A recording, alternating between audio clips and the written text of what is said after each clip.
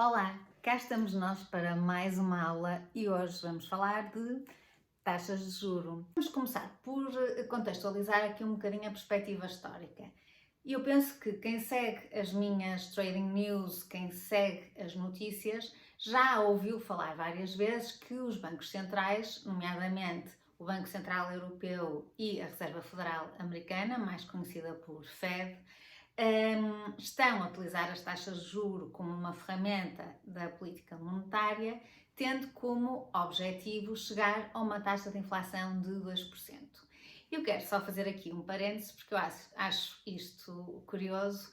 De onde é que vêm estes 2% e porque é que uma taxa de inflação de 2% é que é o objetivo e não é uma taxa de inflação de 0, ou de 1, ou de 3, ou de 4? Porque é aquela em que consegue ter o equilíbrio ideal entre procura, a procura que permite que as empresas trabalhem, e entre o nível de emprego, isto é, as empresas trabalham, dão emprego às pessoas, os preços estão minimamente controlados, um aumento de 2% não é assim muito relevante, por isso aqui ficam os 2%, porque não zero, ou um objetivo de zero para a taxa de inflação.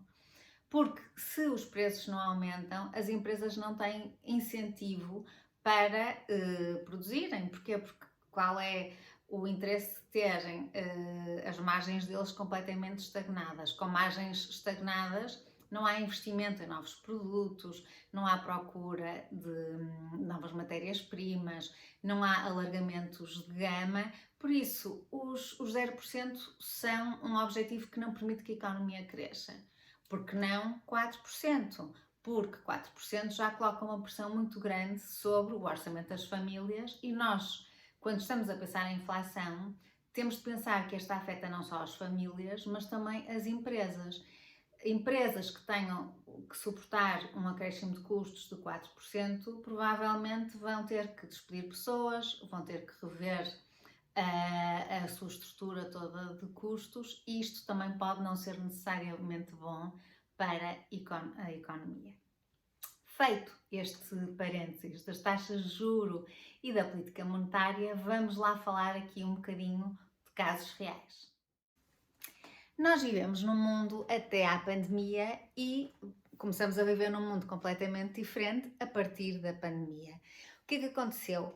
Com a paragem das fábricas, com a paragem do comércio marítimo e do funcionamento regular de importações e exportações, começou a haver rupturas. Estas rupturas começaram a colocar pressões sobre os preços, começou a haver inflação. Por outro lado, vários governos, nomeadamente o governo dos Estados Unidos, adotou medidas inéditas que foi o pagamento de subsídios, o pagamento de estímulos à economia, às famílias e às empresas para que conseguissem ultrapassar estes períodos em que não estavam a trabalhar. Por um lado, tínhamos mais dificuldade na existência de produtos, ou seja, havia ali constrangimentos sobre a oferta. Por outro lado, começamos a ter estímulos sobre o consumo, porque as pessoas, sem fazer nada, o dinheiro vinha ter com elas a casa. E estes fenómenos foram particularmente incidentes nos Estados Unidos, em que se verificou, por um lado, um boom no comércio online. A Amazon foi altamente favorecida nesta altura. Por outro lado, também um aumento incrível do investimento em plataformas online, porque os americanos estavam em casa com dinheiro e começaram a descobrir este mundo.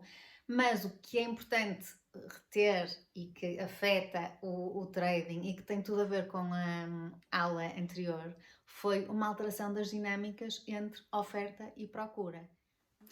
Os preços começaram a subir e o que é que fez a Reserva Federal Americana, e foi o primeiro banco central do mundo a querer a utilizar as taxas de juro como esse tal instrumento de política monetária. Vou-vos mostrar os sucessivos momentos em que houve aumento das taxas de juro. Como eu já disse numa aula mais lá atrás, nós quando fazemos trading temos que ser obsessivos na forma como olhamos para o mercado e como tratamos os dados e também muito disciplinados. E o que vocês vão ver neste gráfico, que é um gráfico de trabalho que eu uso, é que eu marquei com linhas verticais todos os momentos em que houve alterações nas taxas de juros por parte da Reserva Federal. Para que é que isso me serve? Serve para memória futura e serve para autoaprendizagem. Claro que eventos passados não são uma garantia do que vai acontecer no futuro, isso não existe, porque se existisse, então fazer trading era uma coisa muito fácil, estávamos todos milionários, mas permite-me identificar padrões e essa identificação de padrões é extremamente importante. Então vamos olhar para o gráfico do índice do dólar, também conhecido por o SDX, em que este índice o que compara é o dólar com as 6 principais moedas do mundo. Por isso, eu quando olho para este índice, eu estou a ver quanto é que vale o dólar em relação às demais moedas. Então, o que é que nós temos aqui?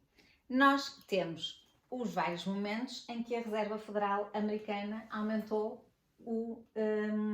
a taxa de juro, tendo começado no dia 17 de março de 2022 e depois aumentou aqui, aumentou aqui, aumentou aqui e foi um regabof. Vocês aqui até novembro de 2022 veem que nós estávamos numa fase de aumentos até 0,75.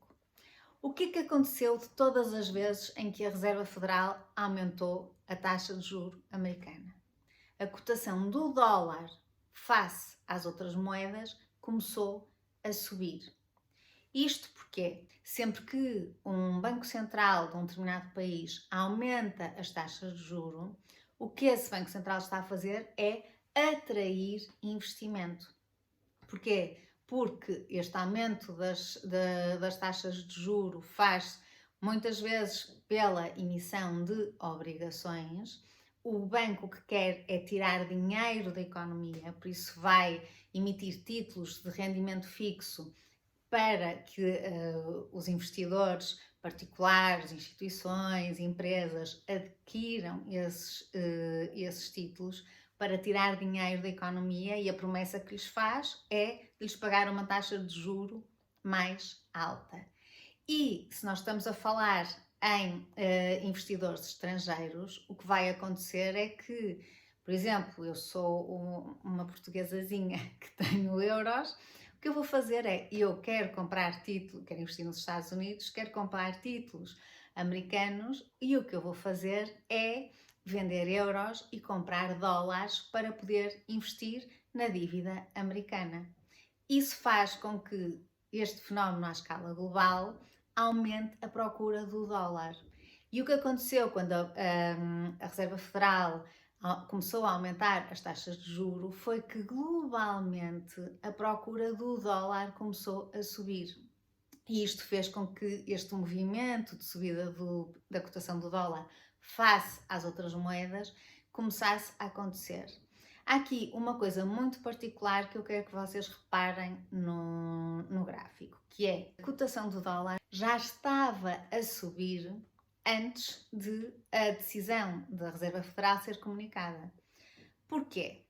Porque basicamente há 8 reuniões da Reserva Federal durante o ano e qualquer pessoa que faça trading sabe quais são essas datas, até porque vocês têm acesso a calendários económicos em vários brokers e em várias plataformas e conseguem saber perfeitamente quando é que estas coisas vão acontecer.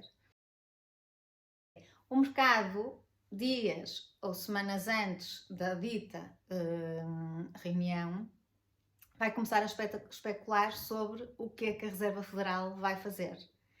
E se especula que a Reserva Federal vai subir a taxa de juro, a relação entre a oferta e a procura começa a incorporar essa especulação sobre o preço. Foi aquilo que eu falei na aula passada. Os preços do mercado não refletem só o valor intrínseco do ativo, não refletem só a dinâmica entre a oferta e a procura que está a acontecer naquele preciso momento, naquele dia, naquela hora no mercado, mas também a perspectiva daquilo que vai acontecer no futuro, seja próximo ou seja longínquo. Por isso, o que nós costumamos dizer nesta altura, e eu escrevo as Trading News em inglês, e o termo que se usa em inglês para isto é priced in, que é quando um determinado acontecimento já está incluído no preço atual de um ativo diz-se que já está priced in, por isso os aumentos das taxas de juros, os potenciais aumentos das taxas de juros, a partir de certo momento nota-se que já estão priced in na evolução dos preços, porque os preços evoluíram de acordo com aquilo que os analistas, ou com os investidores, ou com os traders estavam à espera que acontecesse. Depois, outra coisa que aconteceu foi que, a partir de certa altura, este aumento foi até um determinado pico, mas depois deixou de acontecer. Ou seja, mais ou menos tivemos um pico quando as taxas de juros tiveram incrementos de 0,75 até finais de 2022 e depois, em 2023, as taxas de juros começaram a estabilizar até que chegamos aqui a 26 de julho, que foi o último aumento, e voltamos a ter uma subida. A que é que se deve isto? Isto deve-se a inúmeros fatores, mas o mais importante é que os outros bancos centrais começaram também a subir as suas taxas de juro. E sendo que a cotação do dólar ou a cotação de qualquer moeda é sempre medida em função da sua relação com um par, neste caso com 6 pares, com seis moedas, se umas valorizam, a outra já não valoriza tanto. E nós vamos ver aqui o exemplo concreto com o euro, que é o par de moeda que mais nos interessa. Então vamos agora ver o par euro-dólar. E o que é que nós vemos em relação ao par euro-dólar? Vemos que a Reserva Federal Americana aumentou a cotação do dólar 3 vezes, até que o Banco Central Europeu decidisse também aumentar as taxas de juro. O Banco Central Europeu só começou a subir as taxas de juro em julho de 2022. Está aqui.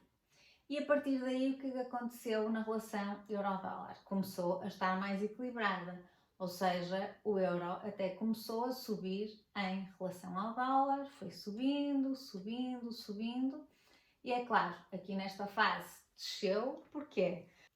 Porque o dólar começou a valorizar novamente. E agora chegamos a uma fase que é a fase em que nós fizemos um investimento na aula passada.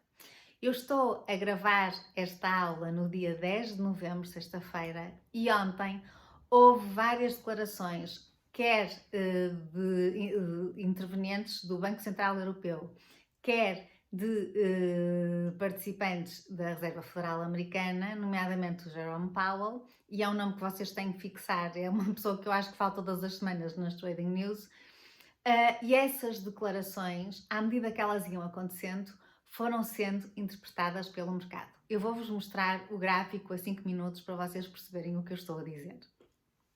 Isto é o que aconteceu ontem, a partir do momento em que o Sr. Jerome Powell e depois alguns representantes do Banco Central Europeu começaram a mandar bitites cá para fora.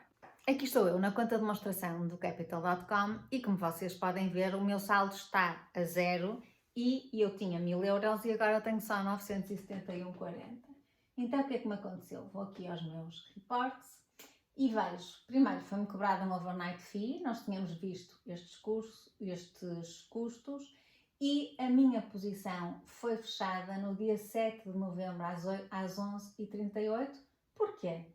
Porque eu atingi o meu stop loss. Eu adquiri a posição com aquele preço que eu defini para entrar no mercado, que foi de 1,073. Tinha um take profit de 1,093 e 1,067. Eu teria sido parada da posição de uma maneira ou de outra com as declarações que aconteceram ontem. Perder faz parte do negócio. O que é que eu faço agora? Vou investir no euro-dólar outra vez? A minha resposta é não. Porquê? Primeiro, eu estou a gravar isto numa sexta-feira, como eu já disse. À sexta-feira, no mundo do trading, como no mundo das empresas em geral, nota-se que as pessoas trabalham menos horas. A maior parte dos traders o que querem é realizar liquidez, isto é, quem teve posições abertas durante a semana tende a chegar à sexta-feira e querer fechá-las. Não quer dizer que não se possam fazer bons negócios, mas não é a melhor oportunidade para fazer negócios, até por uma razão.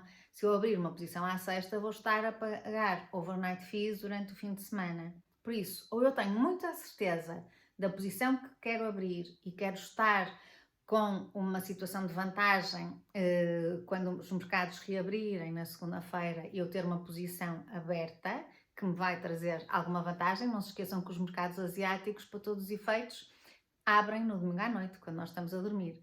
Por isso, ou eu tenho aqui uma certeza muito grande da posição que quero abrir e do lucro que eu posso eventualmente fazer quando os mercados asiáticos abrirem, ou então, se eu não tenho, eu vou ficar quietinha à espera que chegue segunda-feira. Por hoje é tudo. Até à próxima aula!